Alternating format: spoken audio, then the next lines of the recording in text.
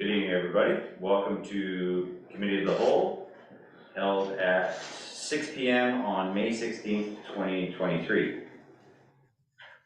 We acknowledge that the city of Fernie is located within Kukin-Muckus, the unceded traditional territory of Yakatapunkliat, and we recognize that we live and work in their vast lands. The Kanahunik are from Yakatapunkliat and are members of the Tanaha-speaking peoples of British Columbia, Idaho, and Montana. And with that, I'll call this meeting to order. I'll ask for a mover and a seconder for the following recommendation. The meeting is being conducted by in-person electronic means in accordance with Council Procedure Bylaw number 2446. And I'll ask for a mover and a seconder for the following staff recommendation: that if the communication link to the specified place for this meeting is interrupted and cannot be restored within 15 minutes, the meeting shall adjourn and reconvene to the soonest possible time that quorum can be achieved and public notice requirements met. Moved by Councillor Hamilton, seconded by Councillor Ramdas. Any discussion? All in favor? It's unanimous. Thank you. I will ask for approval of the agenda with the following amendment: that we accept the attachment of the plastics reduction bylaw as a late attachment. Fine. Thank you. Moved by Councillor McIsaac, seconded by Councillor Hamilton. Any discussion? All in favor? It's unanimous. Thank you. And with that, before we adopt the minutes of the previous meeting, I'd like to acknowledge that this week is Local Government Awareness Week, and to celebrate our staff for the hard work they do for our municipality, striving every day to make our community a great place to live. We hope that everyone can join us this May 18th for our equipment showcase at the Fernie Aquatic Center. Staff will be on site to display the different types of equipment used throughout the municipality. I also hope that we'll see lots of you at the library on Wednesday evening to join council for a community social and watch a few episodes of Parks and Rec, which I haven't seen, and hopefully they're not too embarrassing. I will also be joining our younger residents for story time at the library on Friday, May 19th, to share some favorite books. So looking forward to that. I'll now ask for a mover, a seconder, to adopt the minutes of Committee of the Whole meeting held on April 18th, 2023. Councillor McIsaac, seconded by Councillor Nixon. Any discussion? All in favor? That's unanimous. Thank you. I will now open the floor to public participation and invite any members of the public in attendance or participating electronically who wish to comment on items listed on the meeting agenda in accordance with section 3.7.3 of the procedure bylaw to address council, except speakers must not address council regarding a matter for which a public hearing must be held or has been held pursuant to the Local Government Act prior to council's consideration of the matter or adoption of the bylaw. Speakers must not address council regarding a permit for which public notice must be given or has been given pursuant to the Local Government Act prior to council's consideration of issuance of the permit. And the speaker may only address council for a maximum of 3 minutes. And I'll turn to Ms. Rhodes. Is there anyone at the specified place or online who's indicated a desire to speak? No, Your Worship, no one in person or online wishing to speak. Thank you, Ms. Rhodes. With that, we'll move on to a report from our bylaw officer Kramer on item 7.1, backyard hens. Officer Kramer. Thank you, Your Worship, members of council.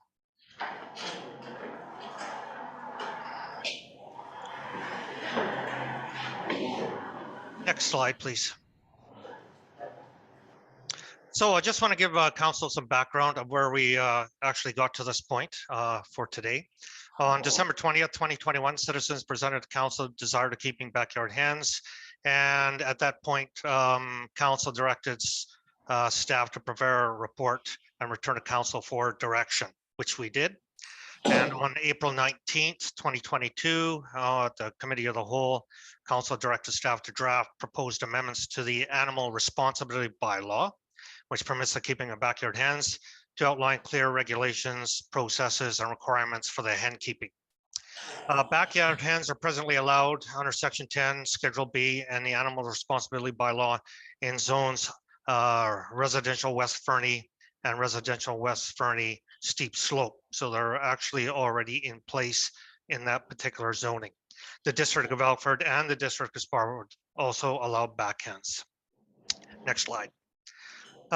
So some of the benefits what have come forward, the presentations from council, from citizens, food sustainability for residents and their families. It allows hens to walk around, participate in social activities, not in like batteries or compartments where most hens are presently raised.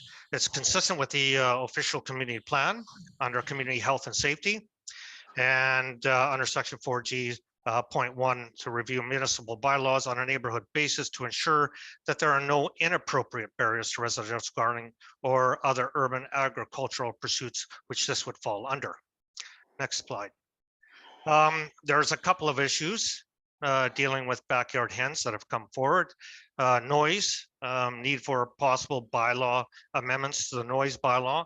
I can tell council presently at this time, we are actually looking at rewriting that entire bylaw due to other factors that have come forward and complaints where our present bylaw is deficient. And then we will look at amendments also in relation to, if going forward as council sees fit, to look at regulations in relation to noise with backyard hens. The big one that actually really came forward is the fact that it's a wildlife attractant. Hens and the feed are a wildlife attractant for most of the people have said bears, but there's a variety of other predators out there, skunks, badgers, foxes. So there needs to be a need for proper electric fencing.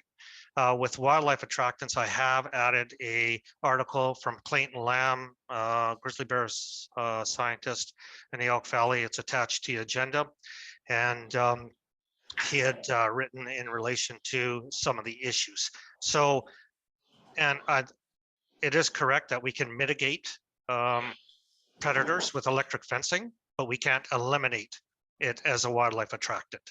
The other things that have come forward is odor from unclean coops for the need for ongoing inspections, which will fall to the bylaw services, and disease. Basically, there has been some information and some concerns with avian flu. So there needs to be a need for safe hygiene and handling practices. Next slide. So the previous council had asked us to bring forward those amendments that are attached to the agenda, along with the amendments to the municipal ticket information bylaw. I think it's amendment number 13, which is also attached to the agenda. So we are looking forward to give first reading to the amendments to the Animal Responsibility Bylaw and the MTI bylaw, or council may want to repeal Section 10, depending on their wishes, and prohibit the keeping of any backyard hens, or of course, council can direct staff otherwise. Next slide. So our recommendation is to give first reading to the proposed amendments to the Animal Responsibility Bylaw and give first reading to the amendments to the MTI bylaw as well. And I do believe that has to take place in a regular meeting of council. And next slide.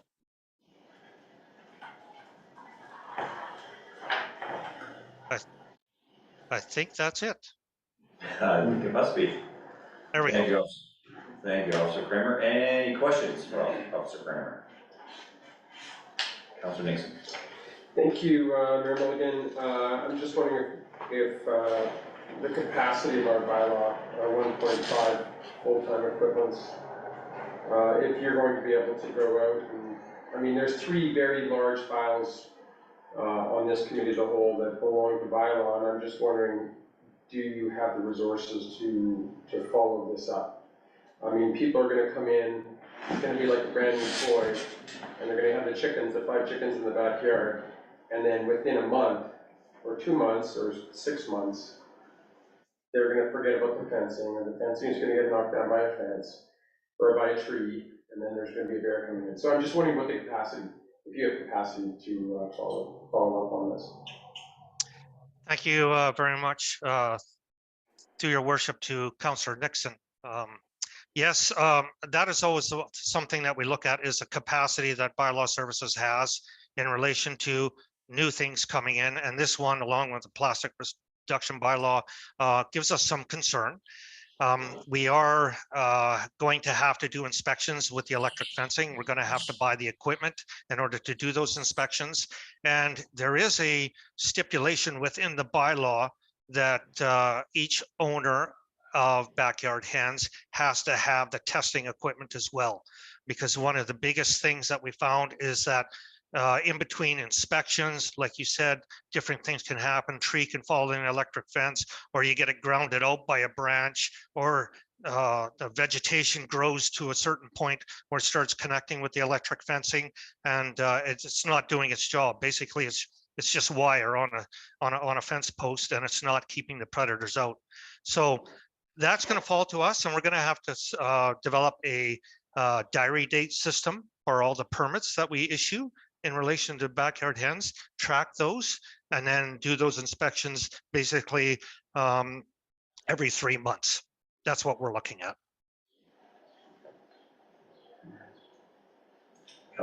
Thank you. My question's actually quite similar in alignment to Councillor Nixon's, but I'm going through the report says we're planning to do a $50 permit fee and then annual fee of $25. How did those numbers get derived, or how do we derive those numbers? Is that a cost recovery basis or similar fees elsewhere, or what? Thank you very much for your question, through your worship, to Councillor Hamilton. We looked at basically Sparwood and Elkford, who have backyard hens. And then we tried to derive a compromise between cost recovery, what it costs for us to do the inspections and to do the processing of the permits. And that's where we kind of got those numbers from. But of course, they're not etched in stone. It may be to the fact that, and it's really difficult to say how many permits we're going to get. We may get 20, so we're doing a multitude of inspections that we never foresaw, and those fees may have to be larger in order to have cost recovery for, or increase bylaw services capacity. But that's where it came from, basically looking at Sparwood and Elkford. Councillor Schumann? I notice in here it's got numbers of beehives to be permitted. And I just have a question. In the public institutional and parks and open spaces where are allowed beehives, is there currently a plan for some beehives somewhere, or seems just a odd thing to have? Thank you, through your worship, to Councillor Shoesmith. At this point in time, P2 zones and public institutional prohibited, depending on the circumstances. If there is a need or a willingness to change that zoning to permit it, certainly that's up to council. But at this point in time, it's prohibited. It's just residential keeping of beehives and residential keeping of hens. So. Okay. It says in the documentation I was sent that it's permitted 1 per parcel. So it might be a typo. Let's see. Yeah, I think that's correct, yeah. Yeah, that is. That's correct, Your Worship. But as far as I know, there's no plans to for the city or any other nonprofit agency to install any beehives in lands owned institutional parks. Thank you, Mr. Lance. Mr. Brownson? Thank you, if I'm being, Your Worship. It's correct that the number of hens per parcel would be prohibited on public, institutional, and parks and open spaces, but it does have a straight 1 beehive permit. We have no plans to install beehives on parcels of municipal land currently. Thank you. No, bees. Councillor Ramirez, and then Councillor McCarthy. Thanks, Your Worship. Just a question to BDO Kramer. How many permits have Sparwood and Elkford actually given out so far? Thank you, Your Worship, to Councillor Ramadas. I think you asked, I'm sorry, I'm hearing impaired, but I think you asked how many does Sparwood presently have? Is that correct? Yeah. I actually, last time I spoke to the bylaw officer in Sparwood, they had one. Over a period of, sorry, Your Worship, is that over a period of 1 year? One. Okay, so again, Your Worship, the reason I'm asking this question is, we'll be presupposing how many permits we will be offering, right? Like if it's just 1 or 2, I don't think the frequency of inspection kind of becomes a moot point in my mind. I don't disagree. Yeah.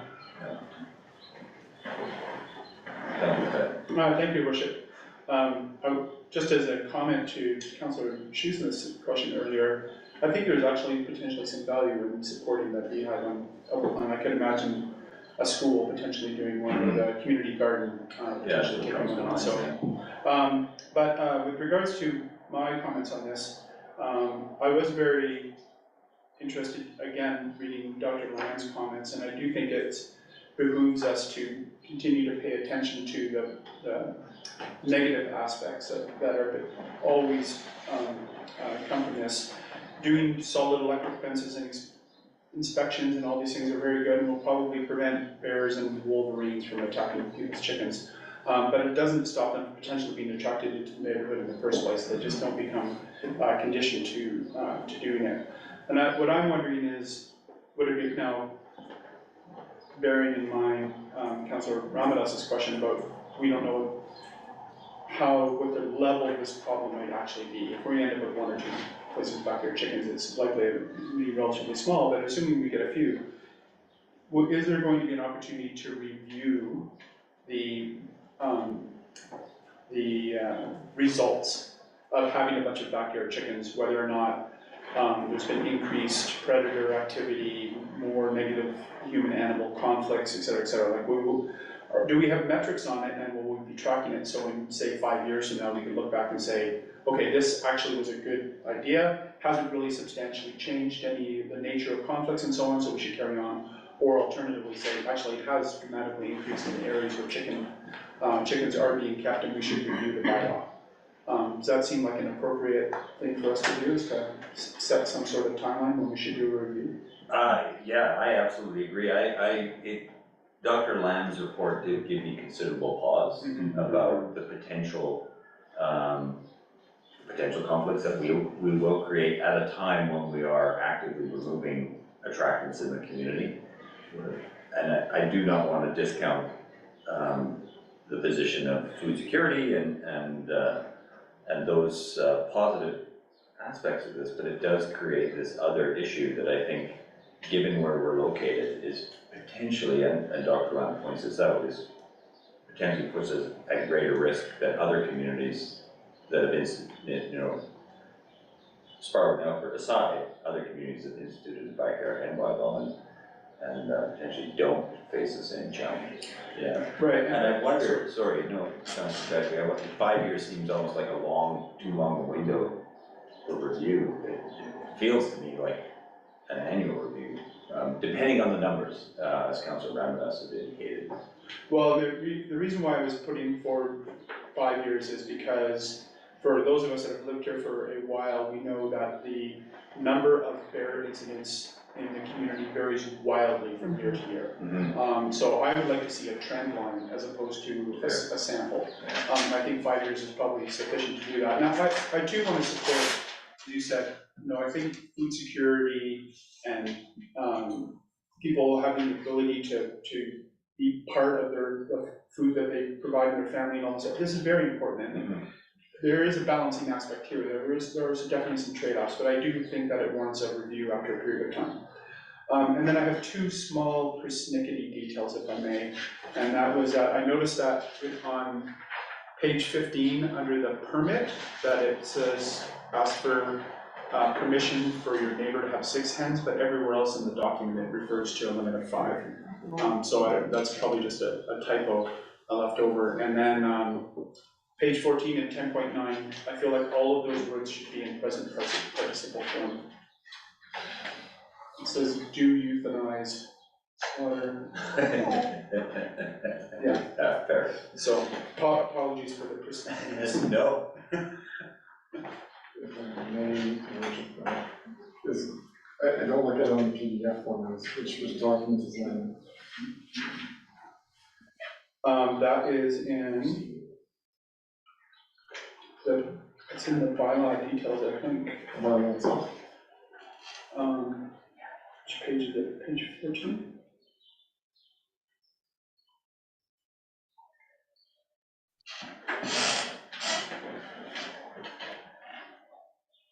You said 10.9?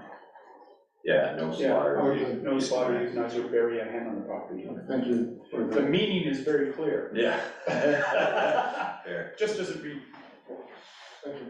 And sorry, just process-wise, presumably if we set a 5-year review, we build that into the bylaws. Yeah, actually, I've made note of that, if I may, Your Worship. I've made note of this specific question, and I think what I'd like to do is take that specific question and determining the best way to potentially create a permit that clearly identifies it's a 5-year permit, such that, as we've all heard from council before, once you permit something, it's forever.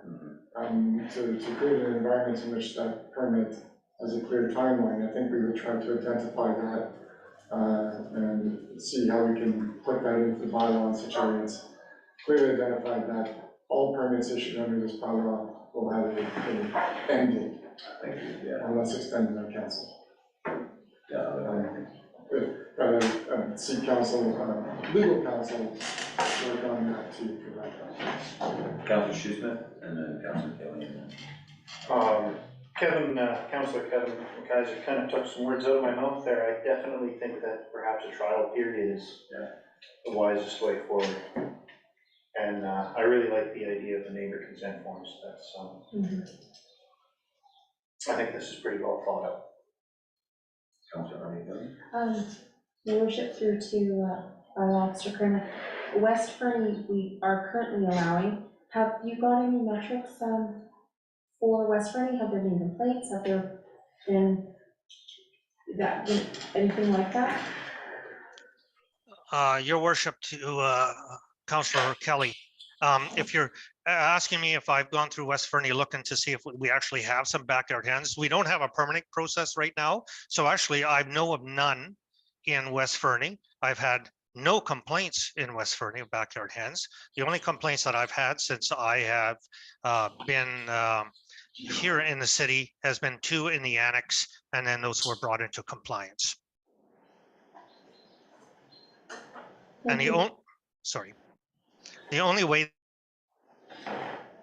find out is if we have a public complaint, and we haven't received any, so no. Thank you, Worship. I was just thinking with regards to McConnell's comments about the bylaw change. I don't want to wordsmith it here, but I think what I would be hoping for is communicating to people who are permitting, not necessarily that there is an end date, but that the permitting of backyard chickens is going to be under ongoing review forever, right? Like if we look at this in 5 years, we're still going to look at it 5 years after that. And not only that, but at any point, we should be able to say, this has been a bad exercise and there's been a whole bunch of problems and we need to stop it. So I think that's what we really need to communicate to people, is that it's always going to be subject to the ongoing conditions within the community. If it turns out to be dangerous, we're going to probably stop doing it. Yeah, absolutely. If 3 years out, we realize it's trending poorly. Precisely. So I think that, and just to be with some care about how the communication for the permitting goes to ensure that that's communicated. Yes, absolutely, appreciate that very much. So ensuring that the language is such that the permit is subject to revocation based on concerns for safety and safety. As opposed to just the whims of council. Thank you, Worship.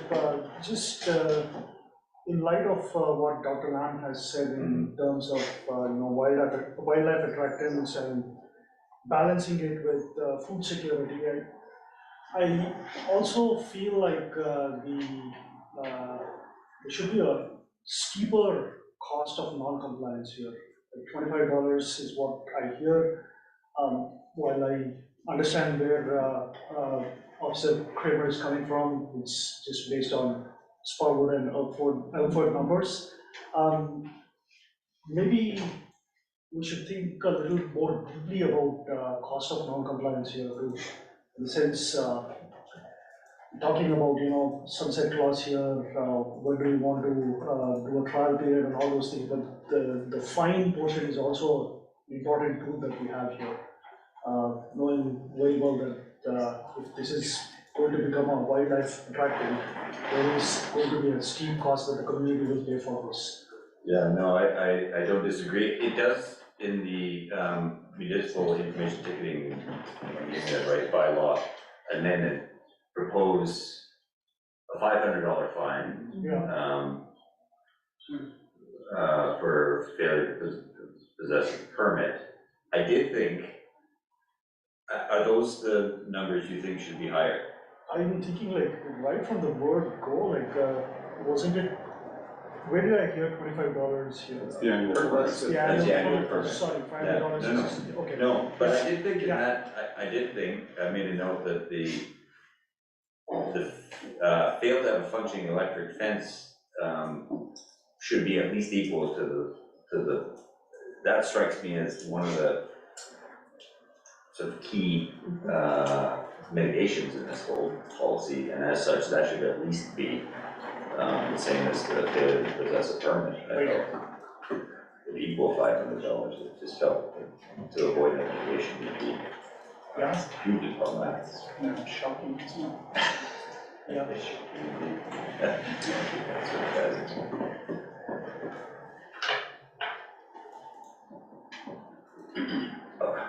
Okay, we just received this as information. Sorry, Mr. McCall. What's our next step here? If I may. Yeah. I just wanted to echo what you were saying, in the ticketing information, kind of to what Councilor Ramadas is saying.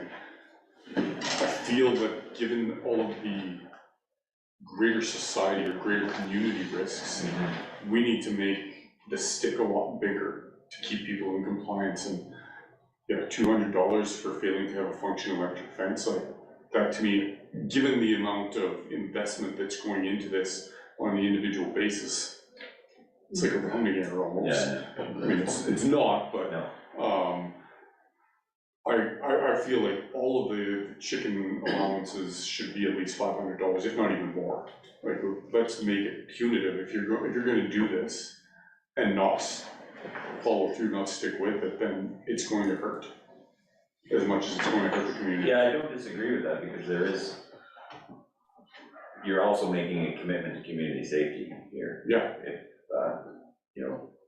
that level of food security and agricultural production is important to you, then there's this additional commitment to community safety that's required. And I don't think that's inappropriate to have very hefty fines for non-compliance. Councilor Nixon. Thank you, Dr. Milligan. So, like I really liked this at the very beginning, when we first came in front of council, and then you go through and you start thinking about it more, and then you pause to reflect upon what Dr. Lam had said, and I really, I just think about it, it's like how many bears are going to go in, and how many bears are going to get euthanized, and how many bears are going to get mixed up with the other. I mean, we could track the number of bears that get killed per year, but that may not be directly related to chickens. So, we listen to professionals all the time. We have professionals that surround us, and Dr. Lam he's a wildlife specialist, and I know that this has gone through many hours and probably years of law enforcement officer Kramer's time, but I really like the communal approach, the co-op, the ag co-op idea of having it in one spot. I like that myself. And then you see it is actually a wildlife attractant, and then there's a society that's in charge of it. I mean, I'm not promoting another society in this community, but, but the community garden might be the space for it. And, you know, I struggle with, you know, let's say 10 different sites around, and then we have a problem in a year, and then we have to shut them down, and those people have spent $1,000 on their equipment. So, I'm kind of torn about this.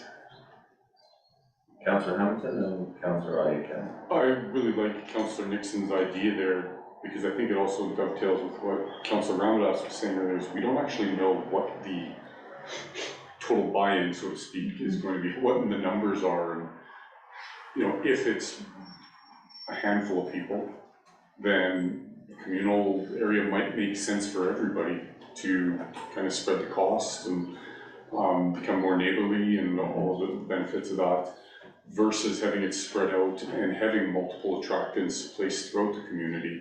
At least it's, with the communal area, it's somewhat more localized. Yeah, I don't disagree, and I think to Councillor Nixon's point, the earlier point about correlation versus causation, and as Councillor McIsaac has said, the bears in town, you know, the numbers swing wildly from year to year, and if this attractant is concentrated in one area, that may provide better data in terms of how bears are attracted to this singular attractant. Yeah, in support of Councillor Nixon, is there a way to treat it like a pilot project and do just the communal piece at this time? I expect your service. Councillor McIsaac. Thank you, Worship. I think we need to be a little wary before we go too far down this road.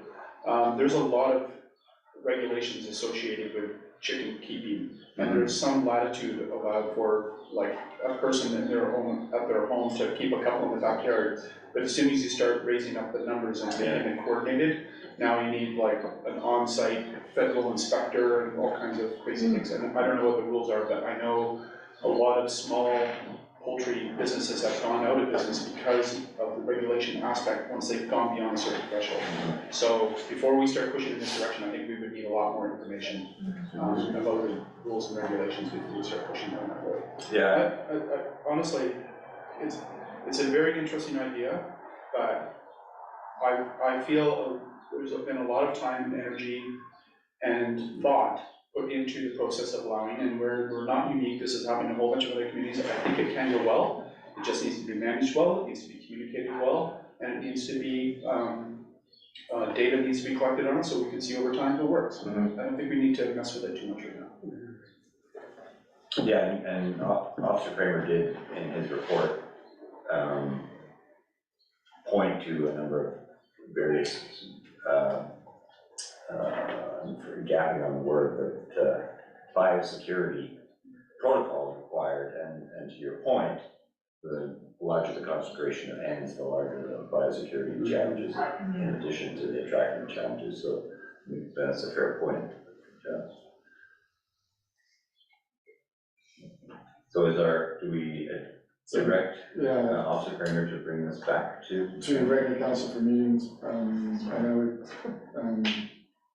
it, so essentially it's the options outlined in his report on one, which is council referred the amendment to a regular council meeting for readings, subject to the recommendations made at the meeting. Okay. So I remember. Yeah, so if you wish, I could maybe read that out so that we can record that properly. The council referred the proposed animal responsibility bylaw amendments to a regular council meeting for readings, subject to the recommendations from the committee. Moved by Councillor Hamilton, seconded by Councillor McIsaac. Any further discussion? All in favor? It's unanimous. And back to you, Officer Kramer, for single-use plastics reduction bylaw. Thank you, Your Worship, members of council. So we're looking at plastic reduction bylaw. Next slide, please. So we have some background information here on the federal, provincial, and municipal level. Canada is presently planned to achieve zero plastic waste by 2030, and single-use plastic bans as part of it. I can let you know after doing the research for approximately a year, this is a very complex issue. The amount of plastics that we use or dispose of on a regular basis in our society is quite enormous. So the federal government of Canada is publishing a draft guidance to help businesses adapt to the requirements of the new proposed regulations. The federal government of Canada has a wide strategy and plan in place, including approaches to producer responsibility so that companies that manufacture, import, sell plastics and packaging are responsible for collecting and recycling them if they're recyclable. And that's quite the push. If they're not recyclable, then they seem to be going on to the banned list. Next slide. So on a provincial level, the BC government has made amendments to legislation which allows the province to regulate all packaging and single-use plastics. I did have an occasion to talk to the Ministry of Climate Change in my research in relation to this, and they are moving ahead with their plastic regulations and in consultation with local governments once the feedback is put together to support municipalities and businesses. The provincial regulations are expected to be drafted and implemented in early 2023, and we are here. And I have received no further information of those regulations or the expected timelines. Next. So on a municipal level, on February 24, 2022, at the regular council meeting, a resolution was passed to direct staff to create a bylaw banning single-use plastic bags. I can say that that bylaw, that draft bylaw, has been completed and is attached to your agenda for council. I also took the opportunity while I was doing that draft to also make a draft amendment bylaw number 14 to the municipal ticket information bylaw, which is also attached to the agenda, which shows the specific fines for offenses under the new proposed bylaw. Next slide, please. So there are implications and costs around reducing single-use plastics. The BC government, of course, has the resources, expertise, and capacity to enforce this. They are, along with the federal government, taking the lead. It is much easier to prohibit the manufacture and import of and selling of plastics on the front end. Then obviously you don't have to worry on the back end where it's given to the consumer and now it falls into either the provincial or municipal jurisdiction. A bylaw will duplicate services that exist on a provincial level at some point. However, the issue that I had when talking to the Ministry of Climate Change with the province of BC is they indicated that bylaws can be adopted much quicker by municipalities than the provincial regulations put into place. There are costs to create, enforce, and continually amend a bylaw depending on council's wishes on what they actually want to see reduced. At this point in time, when I wrote the plastic reduction bylaw, we looked at three things: the plastic bags given out, consumer plastic bags, and foam containers, such as those you see for hamburgers and those types of things, and of course plastic straws. So mainly these very blatant single-use plastics. Next slide. So there's a recommendation. We can give first reading to the plastic reduction bylaw, give first reading to the MTI amendment bylaw, or allow the federal and provincial governments to regulate single-use plastics as they certainly intend to do. But we would have to wait for their regulations to be put into place. And at this point in time, I cannot give a council on an update on those timelines. Next slide.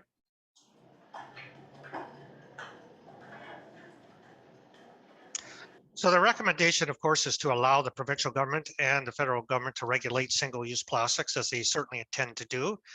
They have the expertise to actually identify which plastics are recyclable, compostable. Those are simply beyond bylaw services expertise. We can just deal with the the blatant ones that we know that are non-compostable, that have already been banned by other municipalities and are already being looked to be banned by the federal and provincial government, namely, like I said, the consumer plastic bags, the straws, and the foam containers. So there is going to be a cost to bylaw services, and of course, increased capacity we will require in order to make sure that we enforce this bylaw. But I think the biggest piece, if council goes down forward with the bylaw itself, is communication and a grace period for businesses to look at alternatives and to use up their stock of plastic bags that they may have already before going into alternatives. So. Thank you, Officer Kramer. Discussion. Councilor Schussman. It seems to me that the town already has quite a lot on its plate in terms of the things that we as an organization undertake and do. I don't really see any gain in duplicating services with the province or the federal government, especially given that our staff time is a finite resource. And you're saving, what, 6 months a year on that? Thank you. Other thoughts? Councilor Guys. Thank you, Your Worship. I'm in this similar camp. I would say I'm wary of redundancy of laws coming up here, not only for being wasteful for everyone's time, but also it's extremely likely that any bylaw that we bring in that is in the slightest bit in contravention to the provinces or the federal law, then now what? It makes it easy to challenge ours in court because you just say, you know, this level of government has this role and you have this particular role. So I'm a little bit concerned about that. Having said that, I think getting rid of plastic waste is something I think we're all in favor of, and the sooner the better. But I'm loath to spend a bunch of time on bylaw and spend a bunch of time on communications about the bylaw when the other levels of government are going to do it, and they're going to spend their money on communication about this.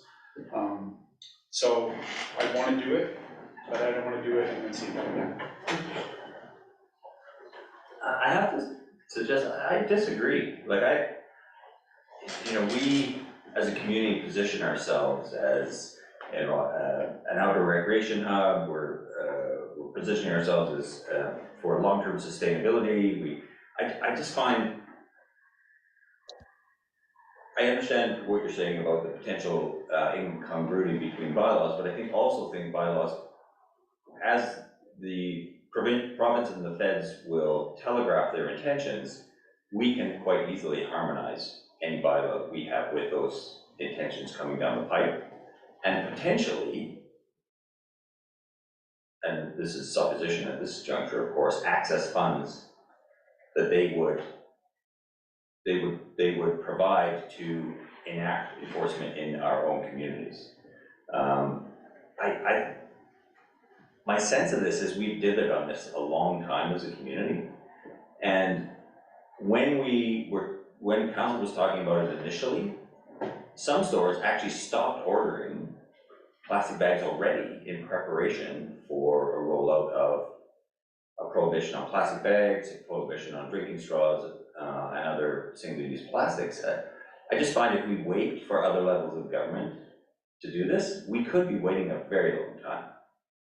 And my preference is we do something now as a community, and sort of, how am I going to phrase this?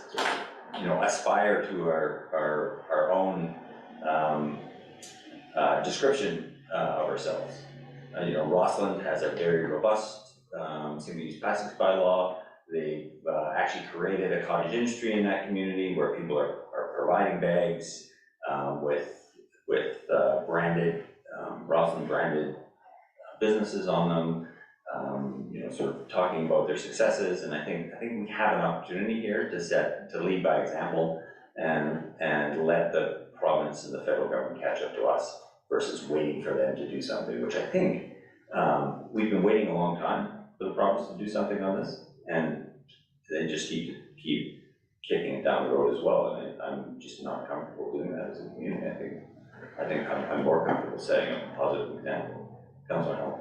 One of the things you just mentioned there was very similar to the thought process that I've been going through, where you mentioned how a lot of local businesses have already stopped ordering single-use plastics. And so what the thought process I've been running through my mind is how much more of an impact is our bylaw going to have versus those businesses are already proactively just doing it. So kind of to the other points already raised about, are we going to be investing a significant amount of time and energy from staff to create something that is, I'm not sure what the right word is, but patting ourselves on the back, maybe, or that's not the right expression, but we're just stating what we're already doing, as opposed to, we just kind of continue with dithering it, as the word was said, and let the feds in the province do it.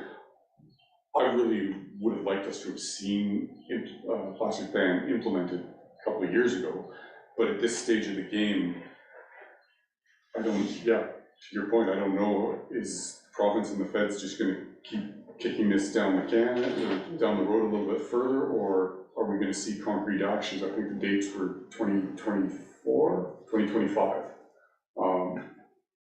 and 2024, so what's the cost benefit analysis of it? Councilor. Thank you, Worship. I totally agree with you. I'm so tired of the amount of plastics in the community, and seeing them in the river, seeing them in it's terrible. I am worried about the bylaw, the stress on bylaw. Again, I don't know, but I think this is one of those things that we need to really act on, and I am really tired of waiting for other levels of government to do the right thing, and there's no guarantee that we won't see it passed down to us to enforce anyways.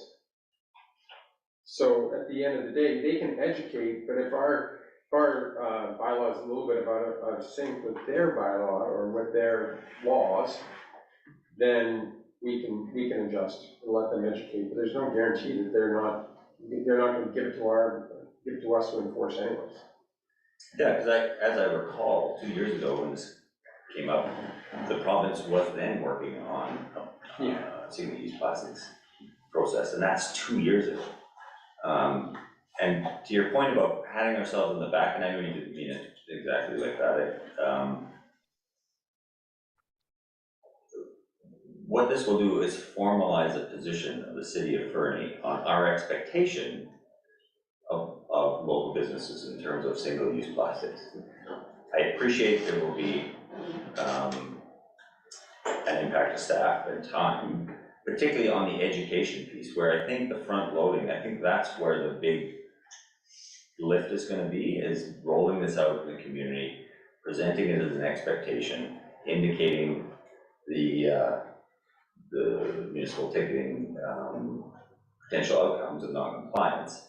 But I do think that, to your point, businesses are already falling in line, and as such, I don't think even the education piece is going to be that challenging. I think businesses are ready to go that way, and this will, I think, simply push those businesses who aren't quite ready, make it clear to them that's the expectation in this ballot.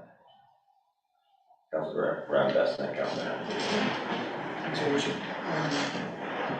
I came into this meeting thinking banning is never the right option for anything. It's always the last resort. But I think the way you described that, it's kind of makes a lot more sense to me now. How I'm thinking about it is, it's not about cost benefit or the time and effort required for the staff. It's more about the signaling. from us Thank you. as a leadership team, right? And I feel like, I agree with Councillor Hamilton's point there, like the businesses are already doing what they are supposed to do.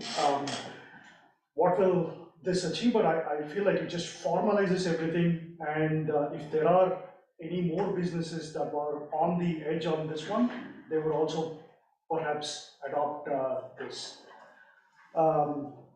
In terms of lift to the staff too, like you're right, Your Worship, the education piece is, gets the word out and sets the expectation. I don't think 2 or 3 years down the line, we would have to put a lot of effort into this. That's how I feel about this. I tend to agree. I think rolling this out as a bylaw will formalize and potentially institute a level of culture change in the community. Like the businesses will now sort of swing on side, as it were, on the whole, is my expectation. But on the other hand, just banning anything is also sometimes counterproductive. That's the only piece that I'm having a hard time grappling with, because you don't want to ban something. It's people's choices and how they. Well, I think the beauty of the bylaw is it doesn't ban those things, except potentially single-use drinking straws. But even that does not limit individuals who require a drinking straw access to a drinking straw. So, as it's currently penned, the bylaw charges or institutions charge for plastic bags if they want to continue to use plastic bags on a cost recovery basis. The consumer, if they don't bring a bag, will pay for a bag. I think there's a very straightforward economic equation there. There's not an outright ban. But it does, the one thing I struggle with are the numbers, not least of all, that 80,000 single-use grocery bags go out of this community a month. That is a shocking number, and we continue to send those, and not a fraction of those recycled. We send them to the landfill, or they end up snagged in the bush at the side of the highway, which just is unforgivable in my mind. In this day and age. It can be better. Virtue signaling was the term I was trying to find. But, You can see the wheels. yeah, I'm sure you could. But to the conversation that was had after my last statement, I am coming around, I think, to the idea of making that signal, as Councilor Ramadas pointed out, like, be the leaders. Like, let's signal the direction that we want our community to go, and what the legacy we want to leave for our children and our grandchildren. Right. So, yeah, is the investment of staff time worth it? When you look on the grander scheme of things, yeah, probably it is. Thank you, I agree. Can I? Yeah. To bring the. Okay, well, from the sense of the conversation, I'm thinking that council wants to move a motion that directs staff to bring forward the plastic reduction bylaw for consideration at regular council meeting. Right. So if you, that's a clearly positive motion that allows us to determine our actions. Is that the recommendation would be direct staff to bring forward the plastic reduction bylaw forward to regular council for consideration? I'll move that. Moved by Councilor Nixon, seconded by Councilor Hamilton. All in favor? Sorry. Oh, yes, unanimous. Officer Kramer, back to you. We got a glass of water here. Short-term rental compliance. Thank you, Your Worship.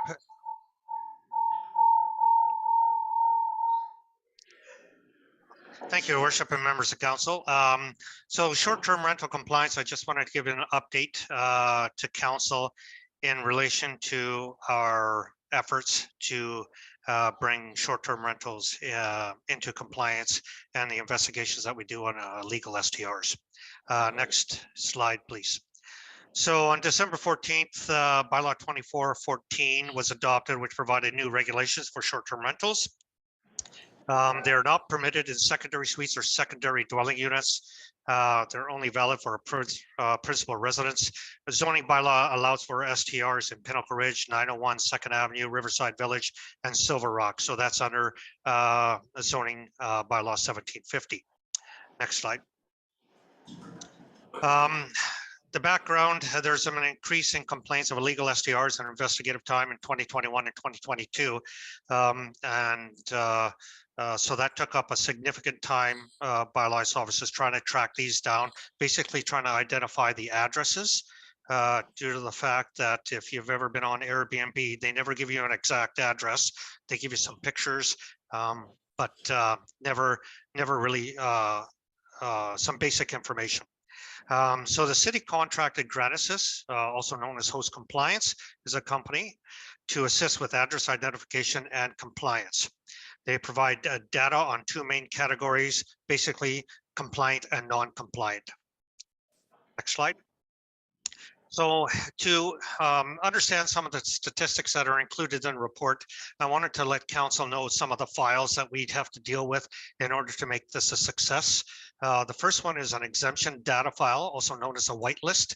It's a list of properties that are exempt from being used in short-term rental statistics, and those are such as the Stanford Inn, all the hotels in town that have actual business licenses for their hotel, but they also advertise on Airbnb, Home Away from Home, VRBO, et cetera, and so we take that information, their parcel numbers, and we give that to Granisys, and they correlate with their information, and they remove those from our statistics.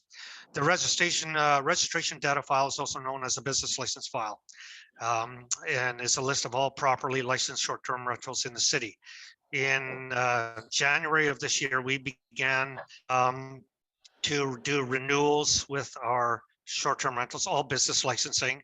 And at that point in time, we came to a realization that we have to build a spreadsheet, which I completed in February, of all our STRs, parcel numbers, and business license numbers, owners, et cetera, to become accurate information that we could load up to Granisys.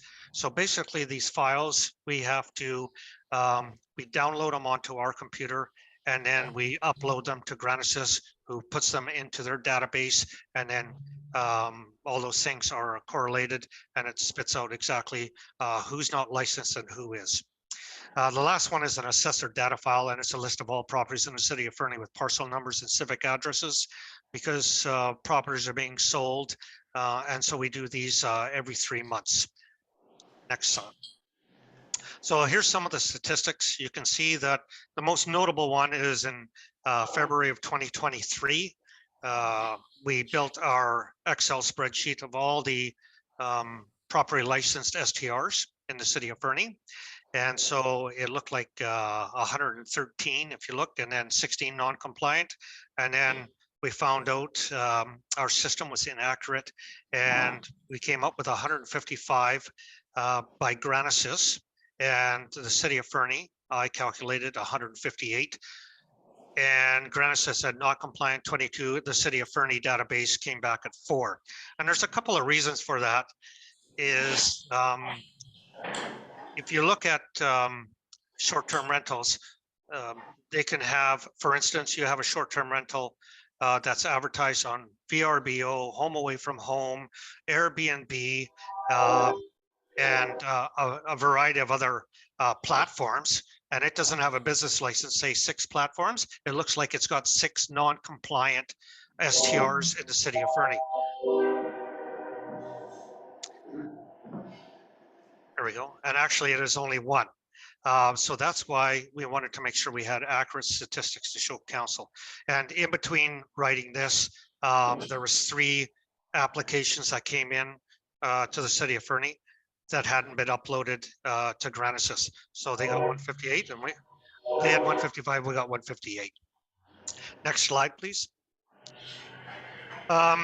So we've ran into a few hiccups when we're looking at our business licensing bylaw, and it took some time to actually figure this out, and we had to start pulling lands titles. I'm sorry, there's some background noise there. Business licensing bylaw requires an update because inside it says in the licensing bylaw, only one short-term rental business license may be issued for a dwelling unit. Well, now we have timeshares in Pinnacle Ridge. And so you have 4 different owners, and some owners want to use their timeshare 3 months out of the year. Other owners want to rent it entirely for their 3-month share. And so we've now been issuing business licenses in those timeshares for each of the owners for their partial ownership within those units. So multiple owners need to be issued their own business license. It's the only way that we could accurately track the statistics of the short-term rentals out there. Next slide, please. So Fernie has a flat fee of $100 for short-term rental business license. We should consider an increase in fees due to compliance enforcement and processing. With Granisys host compliance assisting us in address identification, there's a cost to the city for that service.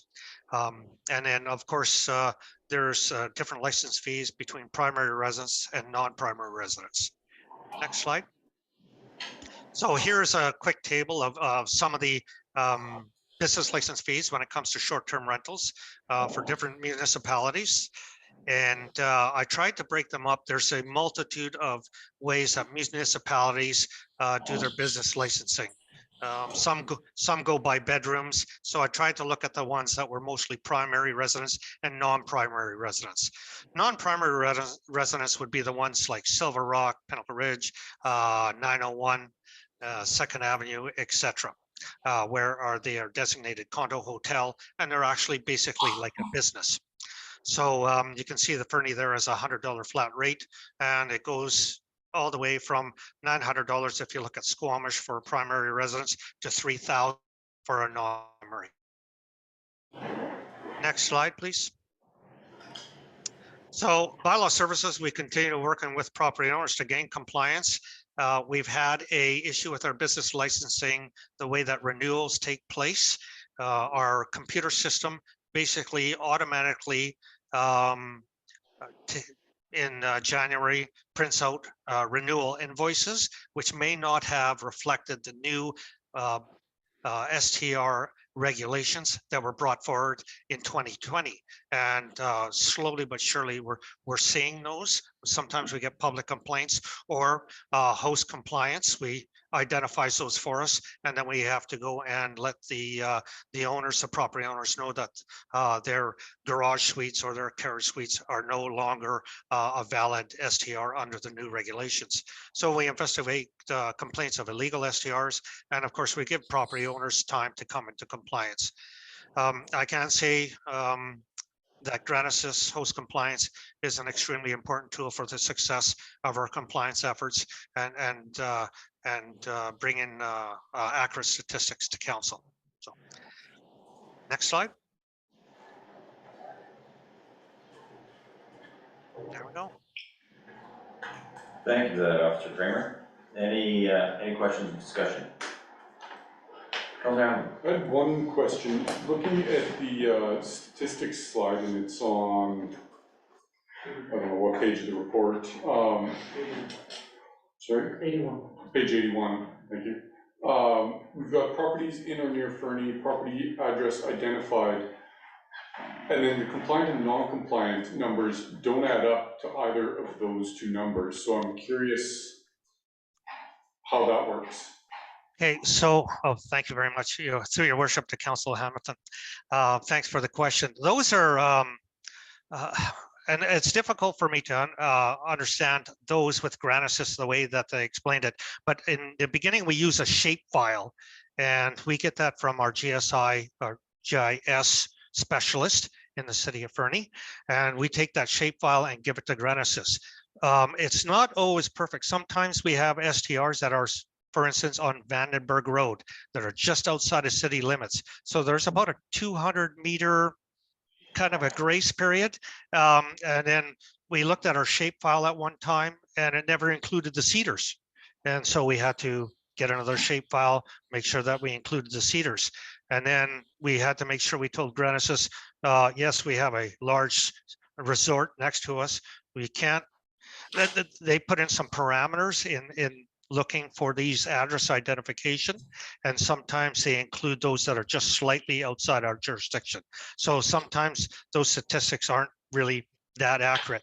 The most accurate ones that we want to get into is we look at what our business licensing says in our computer system versus what Genesis says in their computer system. And then we take those and we can see the actual non-compliant ones with the addresses, civic addresses attached in the city of Fernie. Yeah. Thank you. Councilor Nixon. Thank you, Mayor Milligan.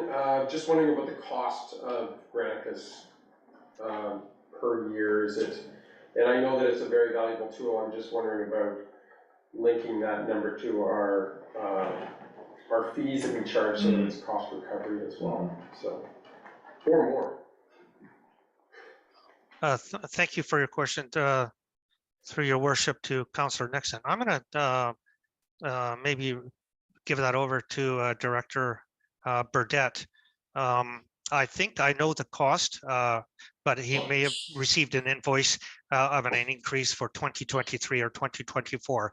When we started in 2022, I know the cost was approximately $9,600.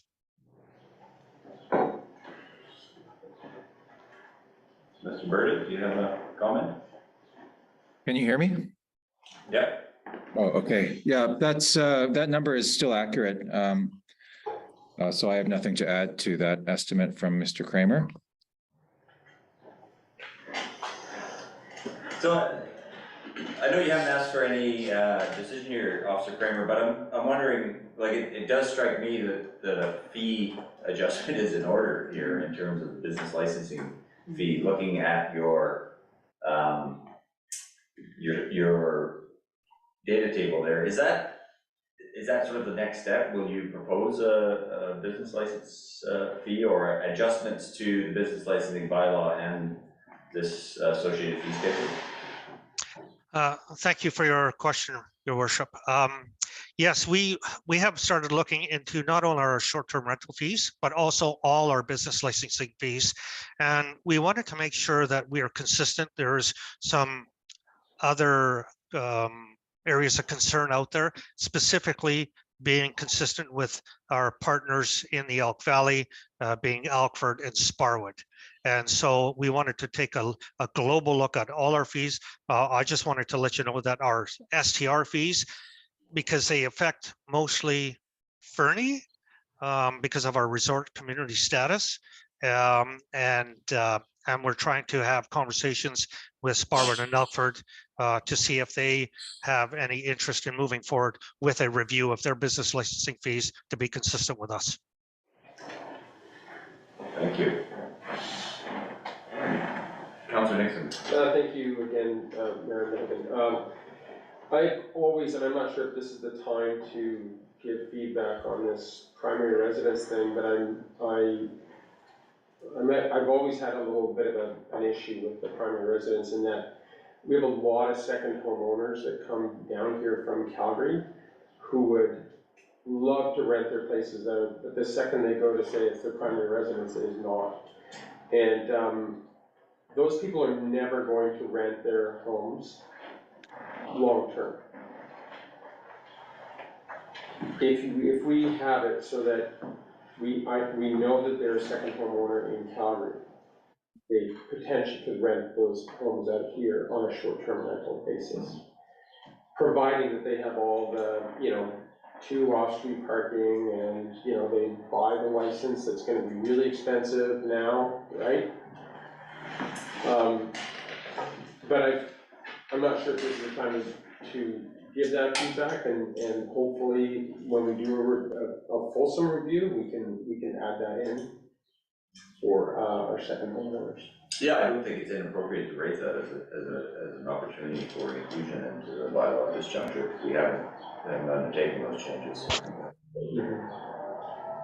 It's, Councillor Schutzman. thank you, your worship. It strikes me that the areas with a huge disparity in fees there between primary and non-primary are the ones right at the coast that are suffering the huge influx of people bringing money from other places in the Pacific. So I would think that's why they're so punitive. I note that really nowhere else is really all that punitive at all.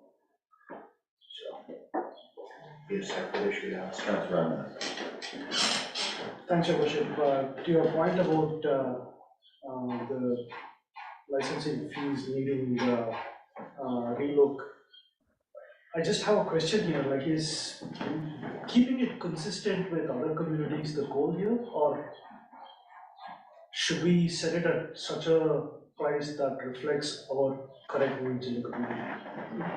You know what I'm saying? Yeah, that's a fair question, and I think Officer Kramer was suggesting that general harmonization of business licenses across the Elk Valley for things other than STRs is probably not inappropriate, but the STRs specifically, if I understood you correctly, Officer Kramer would be a focus because Fernie is so much more greatly affected. Your question, because we use those, amongst other things, those business license fees to fund other things like joint initiatives, like the Elk Valley Economic Initiative, for example. So there probably is some value in having a certain level of harmonization amongst various business licenses. I'm no expert in the field, but that would be my take on it. I don't know if others have comment. But you do know that, you know, this is a big point of debate in the community. This is an important issue for a lot of people in our community. So my only question is,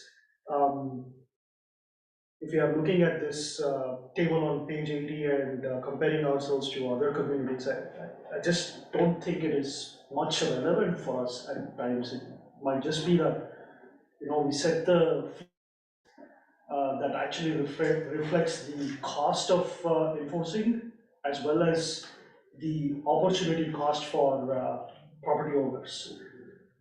It has to reflect that, and also our current long-term rental prices. You know, I don't think it is an exercise of benchmarking at all. It is more a very local, Fernie problem that we need to solve. That's fair comment. Yeah, Councilman Fernie. Thank you, Worship. I'd like to comment on that. I like where Councilor Ramadus is going with this. I also understand that when we delve into a new area of administration, we don't randomly make numbers up. We go and seek out if other communities have tackled this problem, how they've tackled it, what kind of fees and so on. I think that's appropriate and reasonable, as opposed to just making things up. However, as our own process and experience matures, I think it's completely appropriate for us to go say, okay, based on the cost of administering, the cost of enforcing, the experience of the community, the existence of this particular thing, all of those things should come into being as far as making out. So I understand why we start with a benchmarking process, because we need some place to start. But I also think it's completely appropriate for us to revisit it as we gain experience and go, okay, is this really addressing the need? Is it addressing the problems? Is it addressing the costs and so on? So at some point a review of that is certainly in line. Yeah. And I would say a review of the cheap as dirt $100 right now. Yeah, that just feels dead appropriate. Yeah. Thank you, Your Worship. It seems to me that places that are resorts for a long time, over time, gradually become extremely expensive to live in. And over time, more and more people move out and rent their places. In addition to that, we have rising costs of living, and that's being borne on the Fernie taxpayer. We pushed some of that onto them. It's my feeling that making that market pay us more is entirely fitting given those circumstances. It's already more or less an unlimited tap of demand. There's no amount of short-term rentals you can provide that'll satiate that, so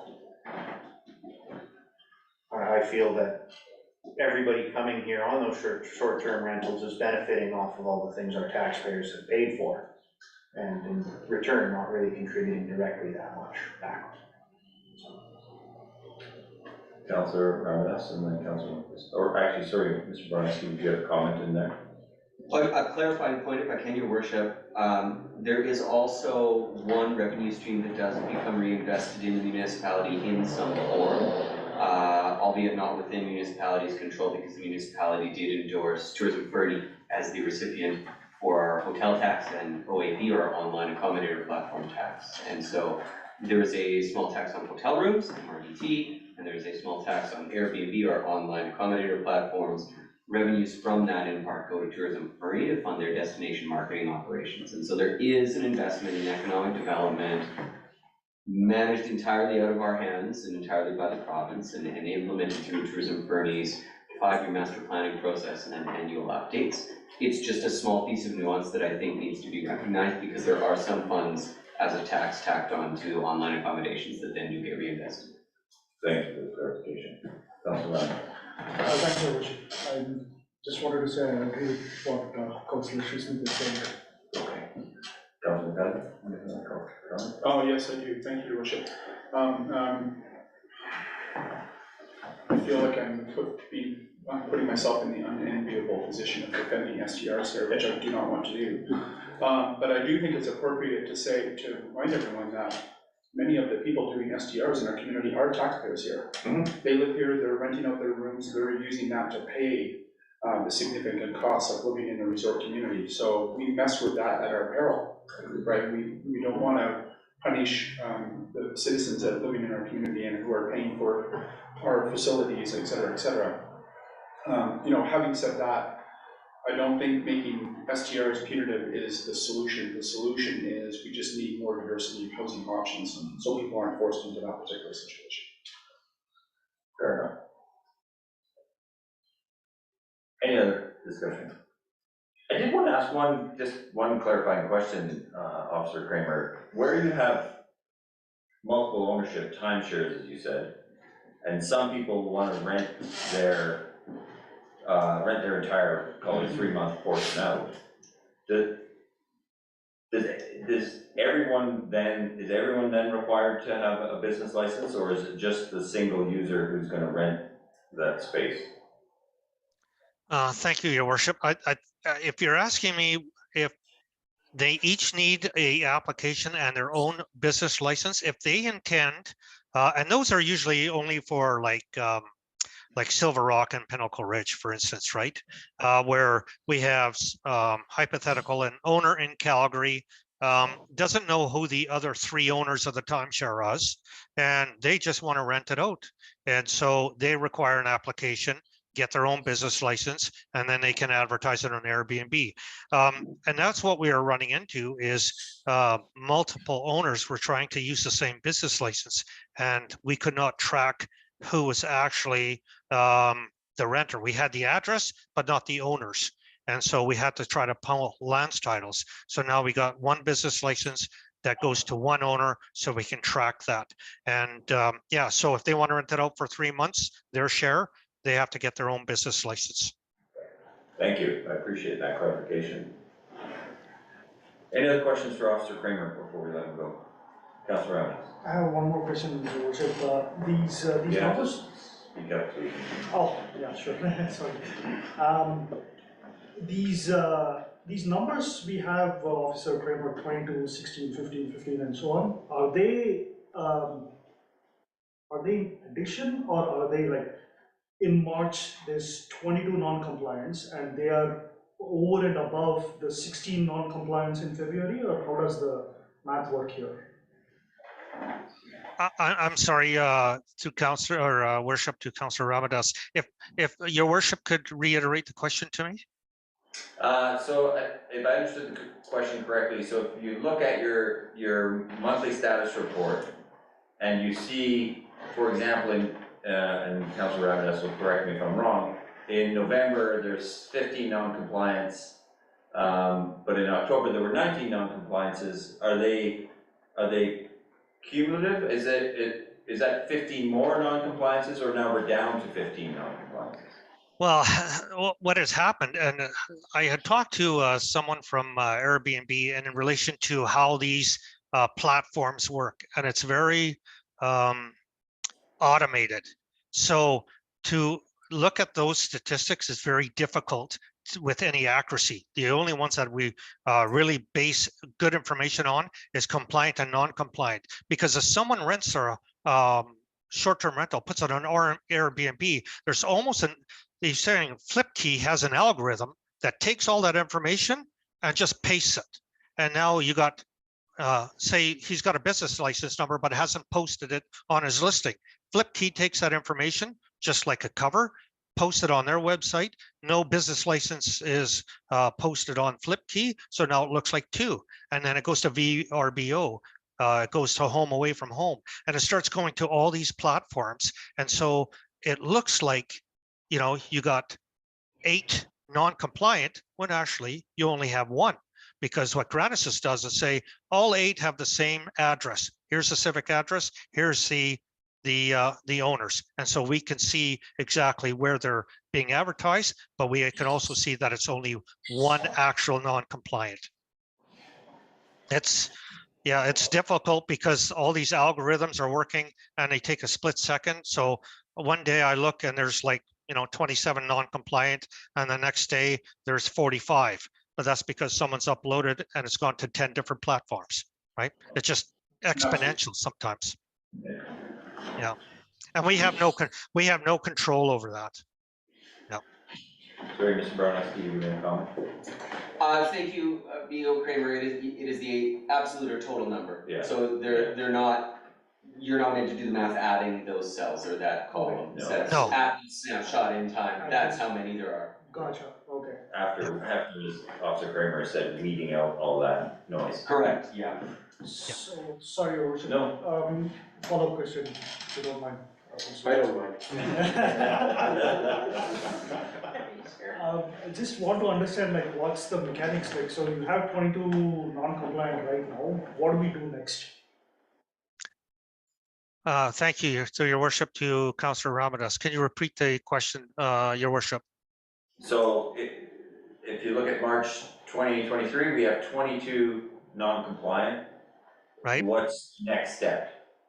Next step is to, when I go onto our dashboard, we look at those 22, and it may very well be that it may be like 2 or 3 compliance on different types of platforms, depending on what they are. And I can see the civic addresses and the parcel numbers, and those are the ones, then we can put in our comments to Granisys. I take the business license number, I do a registration file, I upload it to Granisys, and then those numbers all shrink and go back down. But if somebody is truly non-compliant, you will then follow up with them, whether it's via mail or telephone call or visit. Yeah, and most of the time we can find those very quickly because they have the civic addresses. And then of course we have access to our all our property owners and their contact information, and we can bring them into compliance very quickly. Thank you. Councilor Nixon. Just one more question. Of course. Thank you, Your Worship. This question is probably directed to Director Burdick. Now, if we were to raise our short-term rental fees, business license fees, is there a possibility that we could take a portion of that and put it into our affordable housing reserve fund? Looks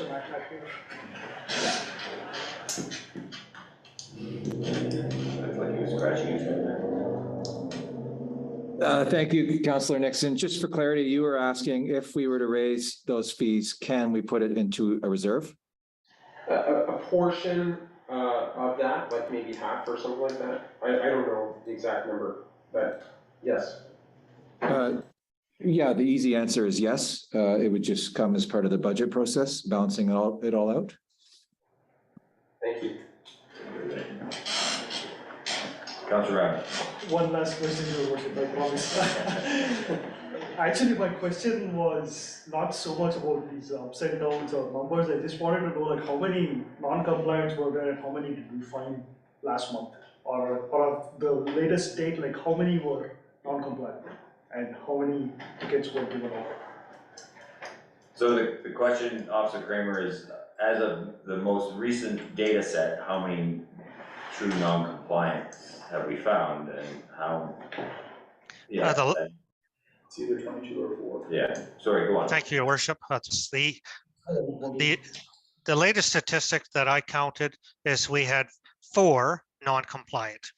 Right, thank you. 4 is the answer, okay. Yep. Thank you. Any other, Councilor McIsaac. No promises on this being the last question.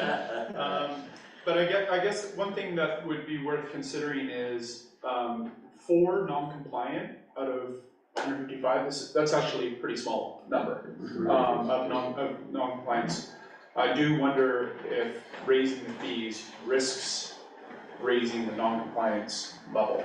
So just something to ponder before we start thinking that we can, fund all future daycare in the community.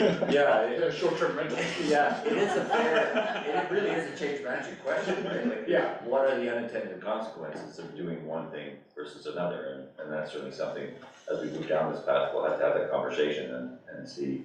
And to your point earlier about backyard hens, monitor the results and see where we, and see what the unintended consequences might be. Councilor Rabbit. As the prohibitionists from early part of the 20th century, I didn't have the answer. Fair. Okay, any other questions for Officer Kramer?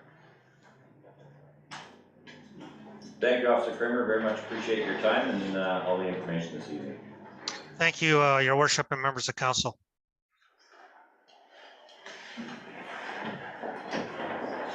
Okay, I think we'll push through this next one before we take a break. Item 7.4, our 2022-2023 winter report, a report from the Assistant Manager of Public Works. Thank you very much, Your Worship and members of council. Today we're just going to have a bit of a debrief of how the winter went. We'll go through the policy directive that kind of governs what we do. Go through just the nuts and bolts of plowing routes, what it takes to execute a full plow. I'm going to touch on a few things. I'm going to ask you to keep a couple of points in the back of your mind as I go through, just more detail of what we do that people might not see when they're plowing. We're going to touch on the seniors windrows just as a quick topic because they are a service request driver. One of the things we will touch on is the difference between overnight parking lots and facility parking lots. It's a question that came up through a community partners meeting that unfortunately I wasn't able to attend. We'll go through the weather stats, just some general statistics. We will go touch over our accidents and our incidents. This was the first winter for West Fernie. We'll just touch briefly on how they did and how it went.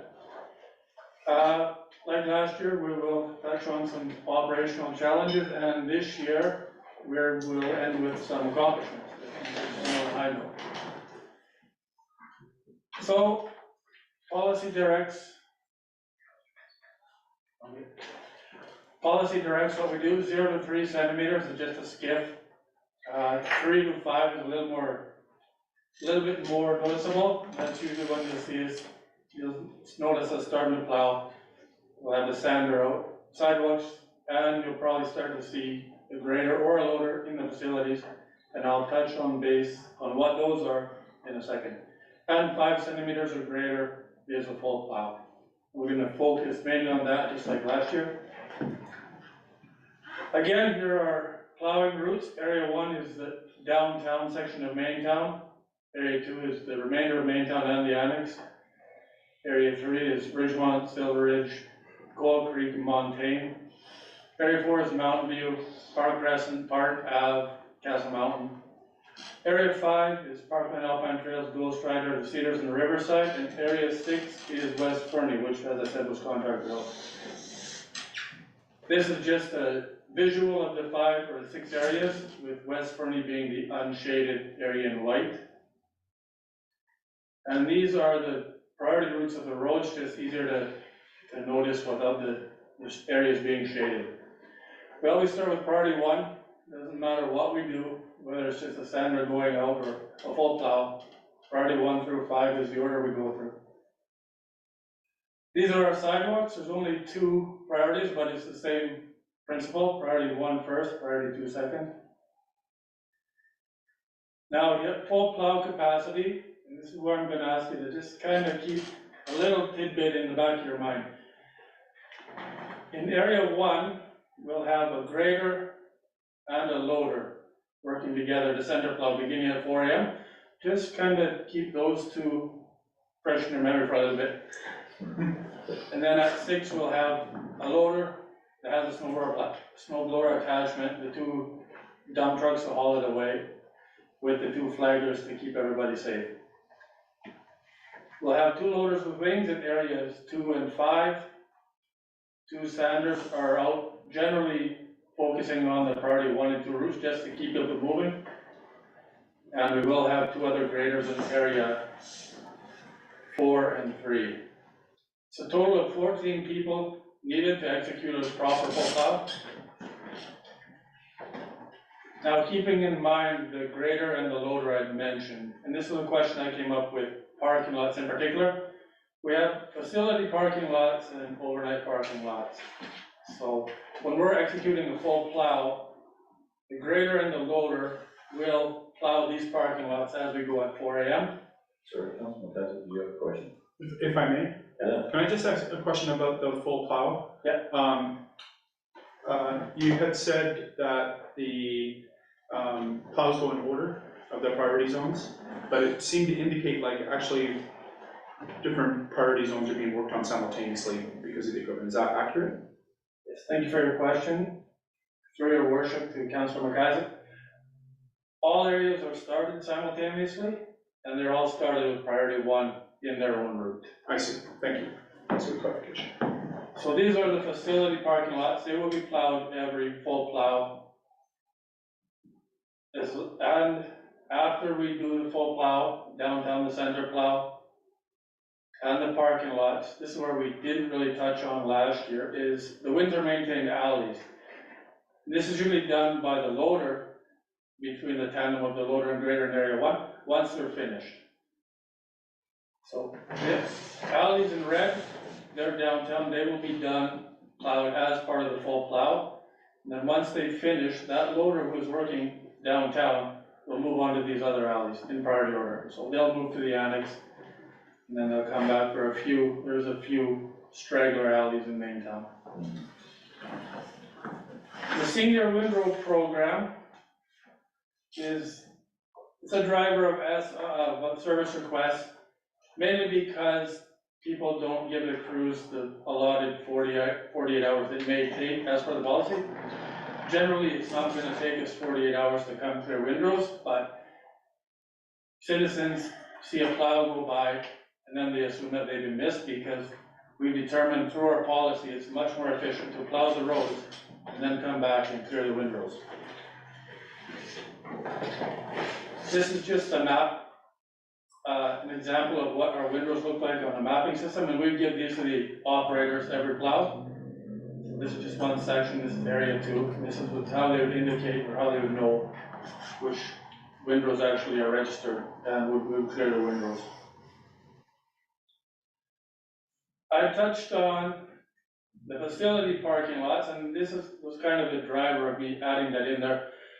Some of the community partners that have parking lots are actually designated as overnight parking lots.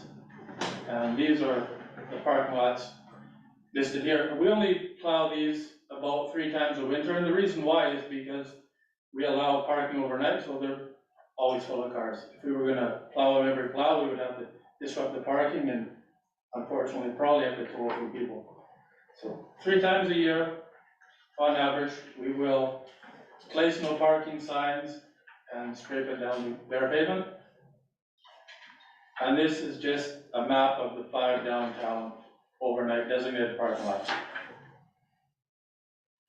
I put this picture in here just as reference.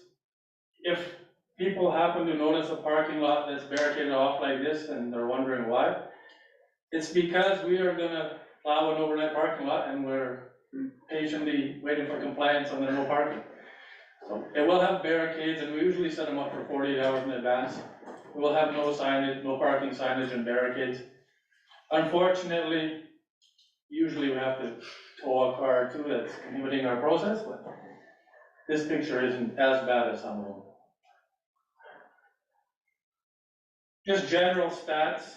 It was a milder winter than the last winter we were discussing last December.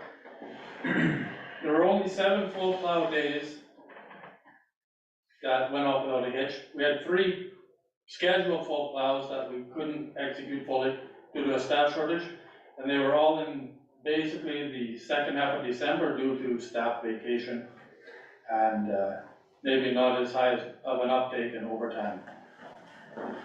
3 full plows were scheduled and canceled due to less snow than forecast. 23 partial plow days, which were 3 to 5 operators. Sorry, Brad. Mr. Barons, I'm sorry. When we cancel a full plow, like, what is the timing, and are we under obligation under the collective agreement to pay a call out? Thank you for your question, Your Worship. Yes, there is a 3-hour minimum overtime call out. With our new staff schedule starting at 4 AM, it's greatly reduced the amount of overtime. I would say probably maybe 3 or 4 people would have been called into the supplement, and we would pay them their 3 hours and they'd go home. Thank you. Only twice did we get over 20 centimeters in a single snowfall, with 23 being the largest. It was very cold in December for the most part, and we was followed up, with some rain just after Christmas, of course, when everybody was on vacation and we were extremely short-staffed. Did create a lot of issues with clearing catch basins and trying to plow the slush off the roads with limited people. It did result in a layer of hard packed ice for a substantial period of time, probably about 5 centimeters thick. These are just general road statistics with a few other interesting facts. Our driveway windrow program is obviously being communicated well as it's gone up. Being a tamer winter, I guess you could say, we were 175 hours less calling in contracted trucks to help us haul snow, which is a bonus, and almost 200 hours less in overtime that we paid out. Thank you, Your Worship. One of the things that was raised early on in the discussions about the new process with the setup of priorities was the risk that repeated heavy snowfalls would stall the crews in priority 1 with the inability to move on through the full entire list, so they keep having to go back to the beginning. I'm just curious if has that situation actually been realized? Has that been a problem? Thank you for your question, through the worship, to answer Councillor McIsaac. This past year, we didn't run into any major setbacks. We were fairly spread out between snowfalls. As I said, only twice over 20 centimeters. Generally speaking, that's probably about an 8-hour cleanup, and then we can move on to other tasks.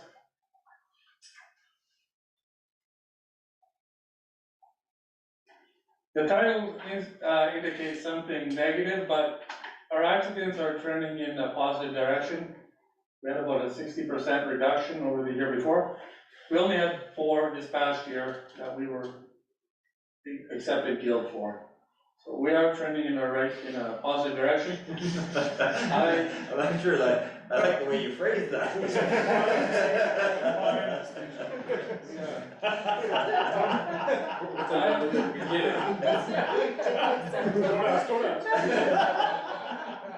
Sorry, please continue. I've only been here for 2 years, and apparently, in years gone by before I was here, it was quite a bit worse, so we are making a lot of progress in this, and ultimately the goal is 0. Of course, thank you.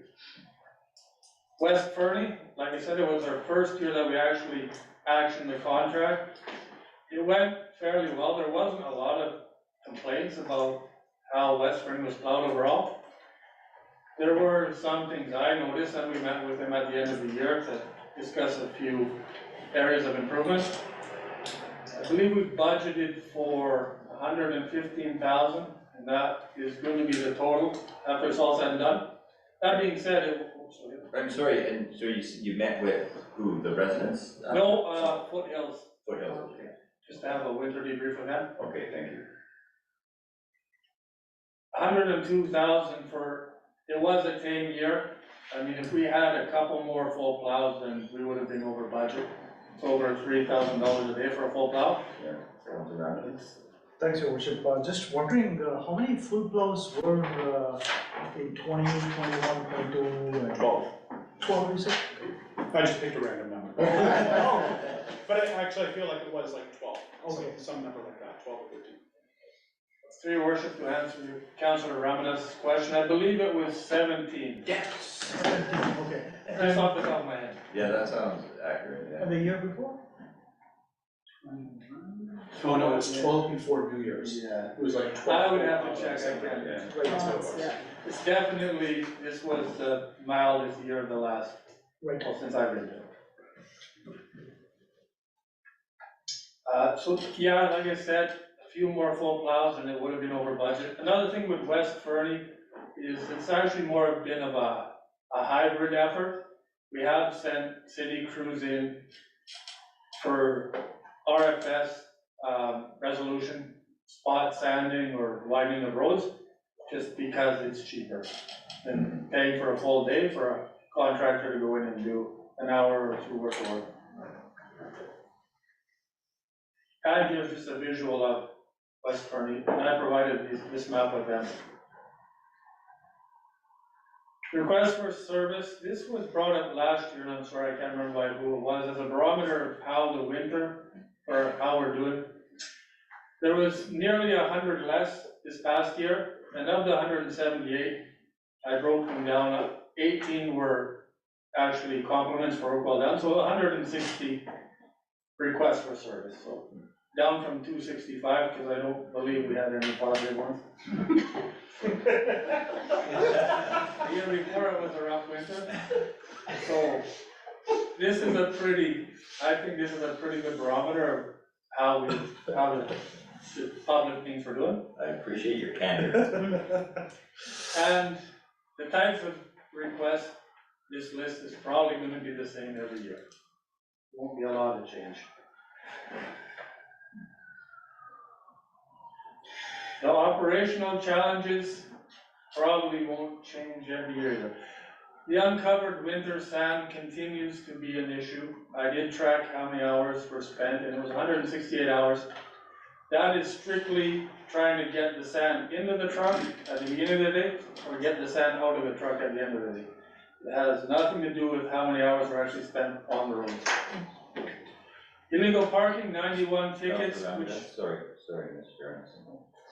Thanks, Your Worship. I was just wondering if there has been any kind of innovation or ideas coming from your crew that you can go and execute that reduce these number Thank of you for your hours. question. Through your worship, yes, there has been ideas, and they're ideas from the past. We may try to tarp the pile this year. It's extremely labor intensive and high maintenance to make sure the tarp doesn't end up mixed in the sand halfway through the year. It's a really tough job to do, but I think that's really our only option. Without a structure to keep the moisture off of it. 91 parking tickets over the winter, which doesn't sound like a lot, but I only called for bylaw support during the fall plow.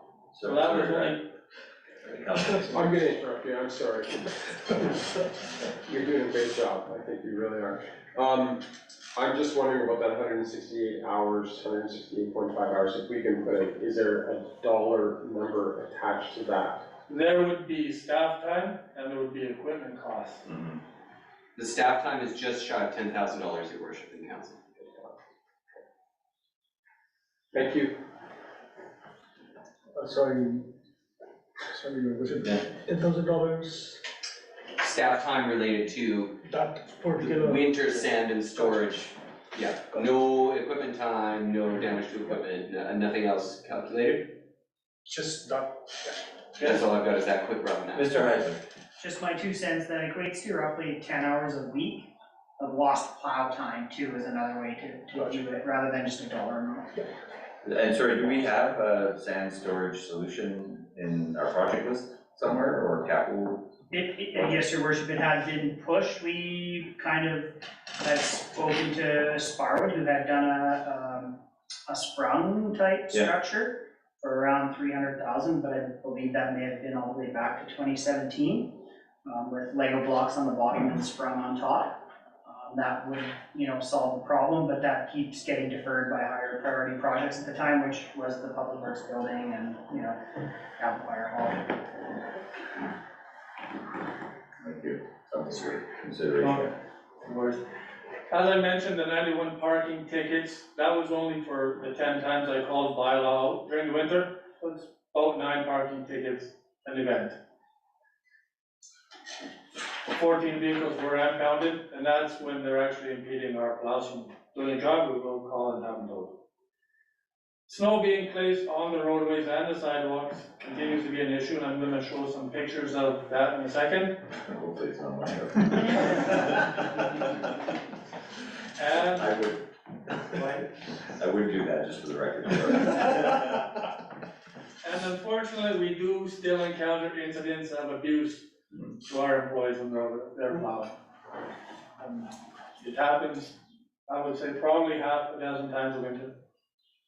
Is that, sorry, Mr. Bernison, is that typical? Does it go up and down, or does it stay that sort of number?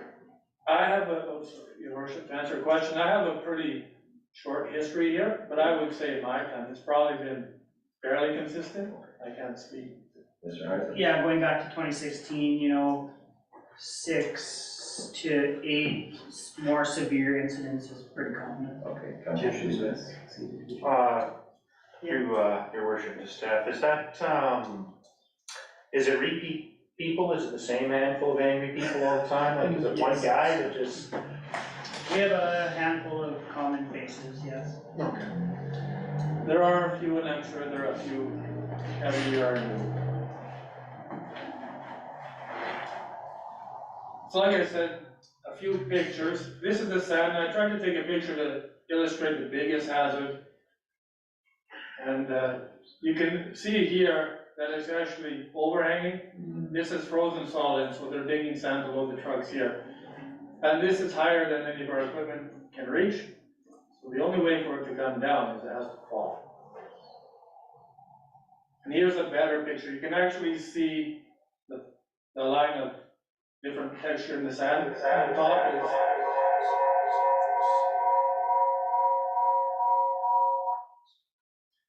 The top is frozen solid, and they're digging underneath to sand that is a little bit softer. And you can tell that it is starting to overhang here too. There hasn't been any accidents or incidents. We do try to dig from the sides when it is overhanging and try to break the bond, get it to fall. But this is probably the number one issue, safety-wise, with having uncovered sand that's exposed to the elements.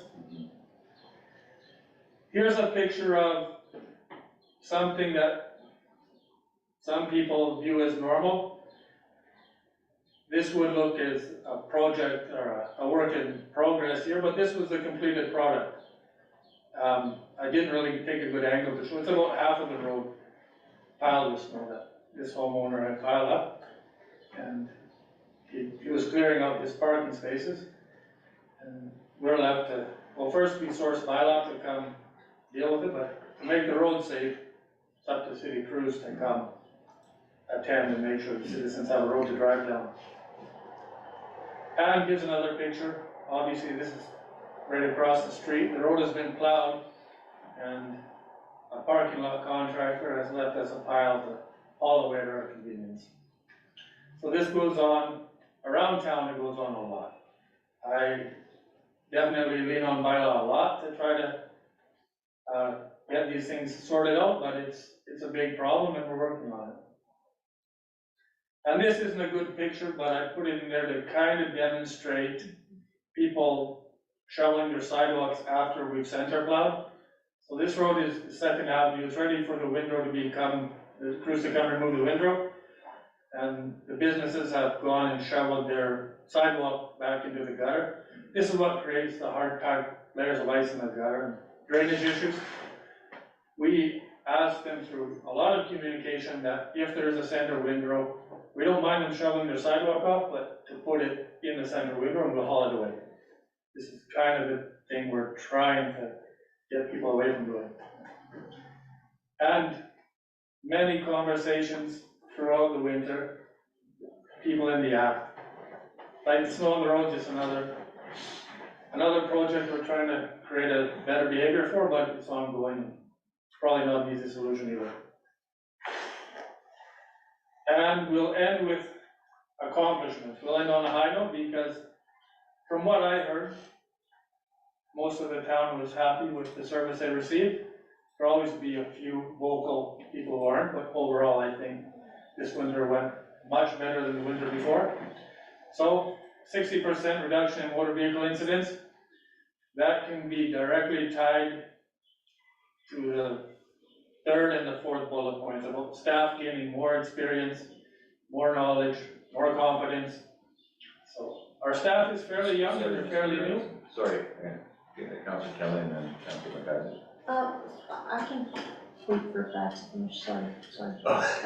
Can you wait? I could, but I'm not going to. And that's because my question actually relates specifically to the first point on the slide, and that is, I'd be curious to know how much of the time that is spent plowing, how much that time is affected by cars on the road.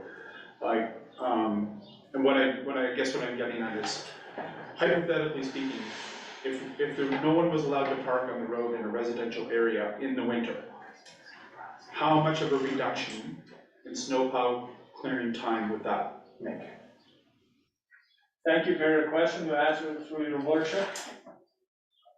That's basically where we would like to end up. I don't think that we can really put a time limit onto it just because we have no idea. Right. It would be a lot faster. And the work that they give out, the finished quality would be a lot better. Mr. Heisler? I can kind of answer your question without answering it, your worship, through the council. That's my favorite kind of answer. Yeah. Just like the change in the pilot program through the new policy with seniors windrows and not stopping to do them as we passed by them, how much that slowed us down. If you apply that same logic to not having to slow down and maneuver around a car every 3 houses, I think there could be a significant increase in time because you could put your blade down, point, and go. But having to slow down and carefully meander around cars and not put a windrow right up against their door, and et cetera, I agree with Mr. Bjarnson that it's impossible to give you a number, but there would be a noticeable improvement. And just to follow up, one of the accidents on the previous slide was directly related to trying to plow around parked cars. We would reduce accidents as well.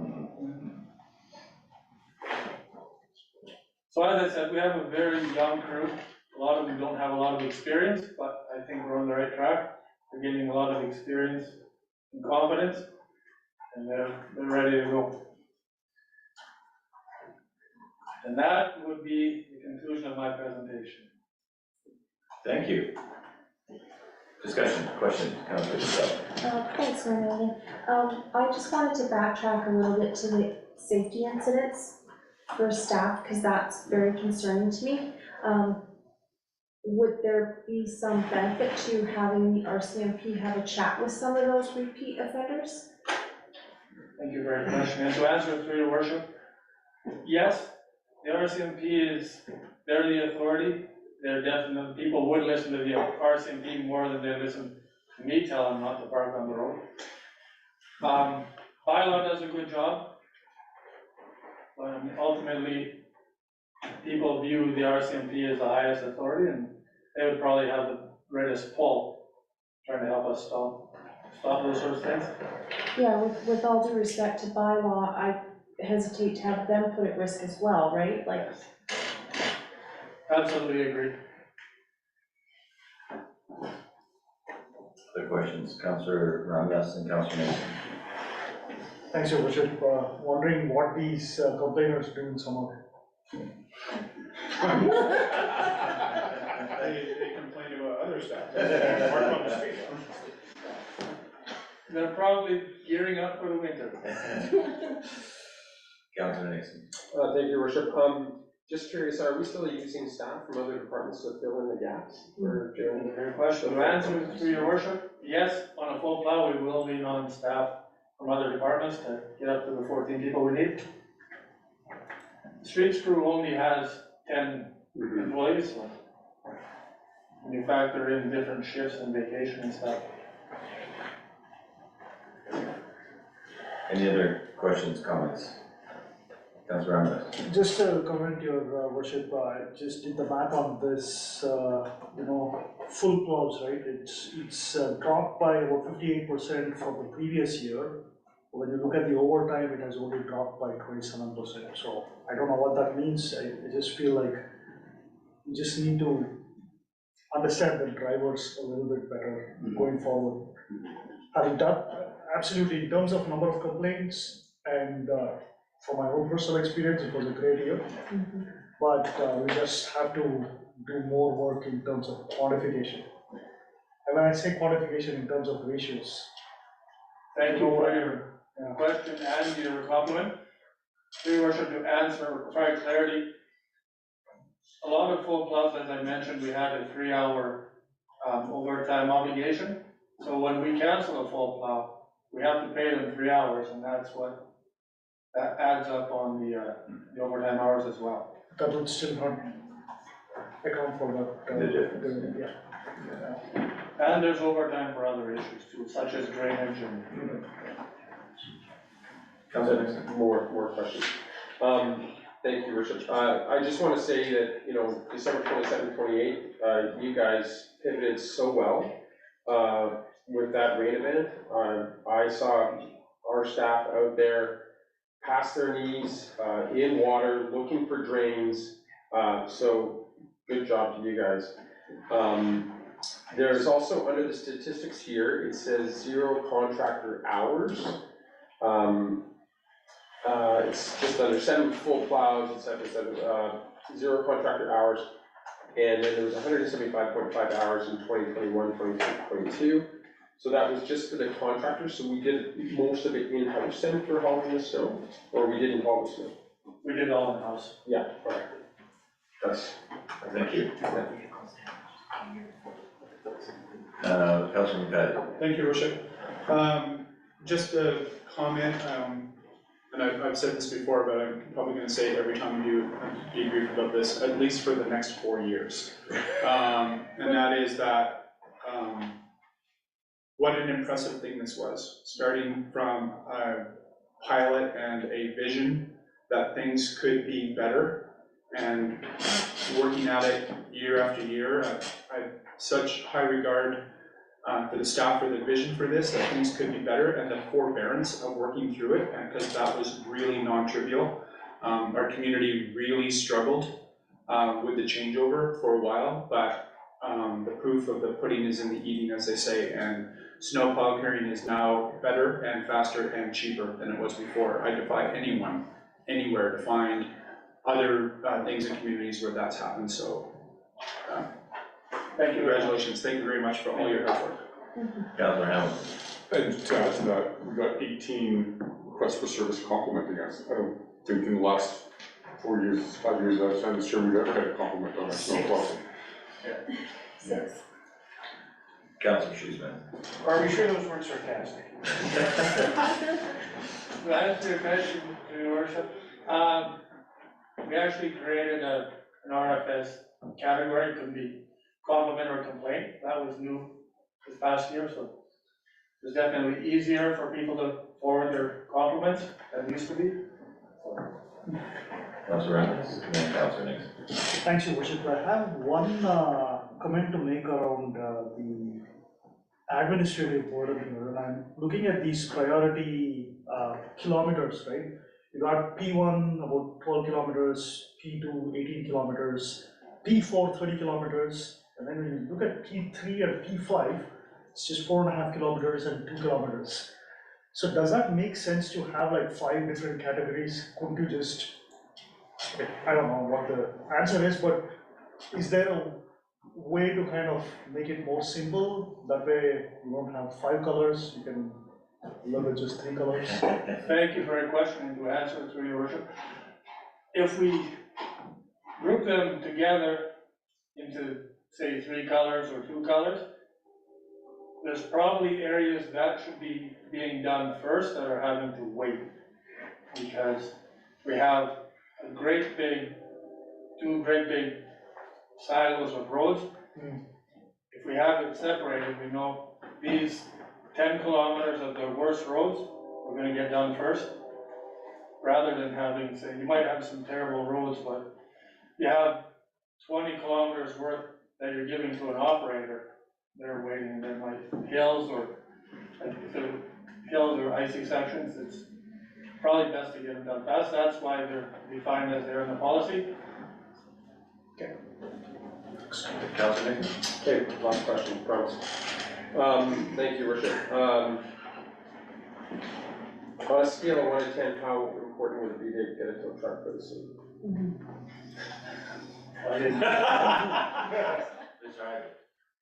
Through Your Worship, Councilor Nixon, the question you really need to ask is how hard will it be to retain a tow truck driver and not have a truck parked in the yard? Fair. That's the challenge, bylaw would communicate also, and reaching out to anybody who can help us tow. The tow truck's easy. Yeah. Keeping the driver will be very difficult. Thank you, that's a great comment. Any other questions or comments? I wanted to echo, I certainly can't echo the longevity of his experience with this process from Councilor McKissick, but I hope, and when I got compliments, I hope I passed them on to Mr. Eisler, that there was an observation of those people who pay attention to such things of it wasn't just that it was a better snow year, that the performance of the operators is getting better year over year, and the one analogy that was shared was an individual who said when the process switched over, it was like somebody learning how to play guitar, and now they're a musician, and it was so the feedback was excellent. You're certainly doing a good job. Thank you. Thank you very much, and I have to pass the credit on to the crew. They're more than willing to learn, step up to the challenges they're faced with. I think we're headed to a good place. Excellent, thank you.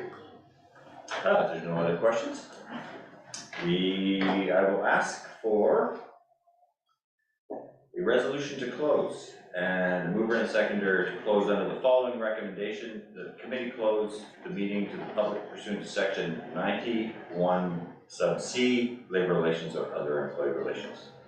Moved by Councillor Hamilton, seconded by Councillor Ramirez. Any discussion? All in favor? We are closed, and we'll take a 10-minute break. Thank you.